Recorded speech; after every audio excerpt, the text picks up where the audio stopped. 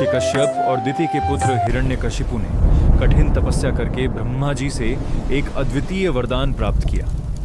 उसने मांगा कि उसकी मृत्यु न किसी मनुष्य से हो, न पशु से, न दिन में हो, न रात में, न घर के भीतर, न बाहर, और न ही किसी अस्त्र या शस्त्र से। इस वरदान के अहंकार में चूर होकर उसने स्वयं को भगवान घोषित कर दिया और राज्य में विष्णु भक्ति पर रोक लगा दी। जब हिरण्यकशिपु तपस्या में लीन था, तब देवराज इंद्र ने उसके महल पर आक्रमण कर दिया। वे हिरण्यकशिपु की पत्नी कयाधु को बंदी बनाकर ले जाने लगे। इंद्र का भय था कि कयाधु के गर्भ में पल रहा असुर पुत्र भविष्य में देवताओं के लिए संकट बनेगा, इसीलिए वे उसे जन्म लेते ही समाप्त करना चाहते थे। मार्ग में उन्हें देवर्षि नारद मिले। नारद मुनि ने इंद्र को रोकते हुए बताया कि कयाधु के गर्भ में एक महान विष्णु भक्त पल रहा है। नारद जी ने कयाधु को अपने आश्रम में शरण दी। वहां रहते हुए कयाधु ने नारद जी से जो भक्ति और ज्ञान के उपदेश सुने, उन्हें गर्भ में ही प्रहलाद ने ग्रहण कर लिया। प्रहलाद का जन्म हुआ और वे बचपन से ही नमो नारायणाय का जाप करने लगे।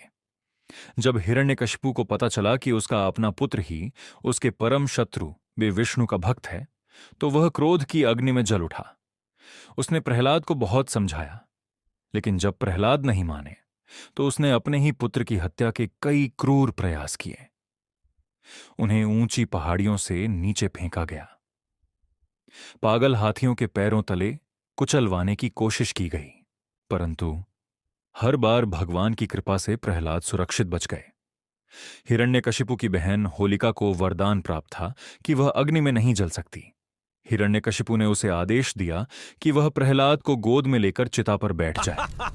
होलिका प्रहलाद को लेकर अग्नि में बैठ गई, लेकिन वहां एक चमत्कार हुआ। प्रहलाद की भक्ति के कारण वे सुरक्षित रहे और वरदान का दुरुपयोग करने के कारण होलिका स्वयं उस अग्नि में भस्म हो गई। अंततः क्रोधित हिरण्यकशिपु ने प्रहलाद से पूछा, तेरा भगवान कहाँ है? क्या वह इस खंभे में भी है? प्रहलाद ने निर्भय होकर उत्तर दिया, हां पिताजी, वे कण कण में व्याप्त हैं।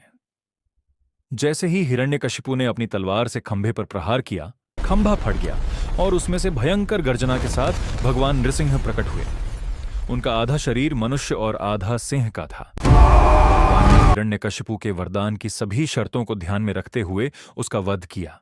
महल की चौखट पर न घर के अंदर न बाहर, संध्या का समय चुना, न दिन न रात, अपने तीखे नाखूनों का उपयोग किया, न अस्त्र न शस्त्र, उसे अपनी जांघों पर लेटाया, न भूमि पर न आकाश में। इस प्रकार अधर्म का अंत हुआ और भक्त प्रहलाद की अटूट निष्ठा की जीत हुई।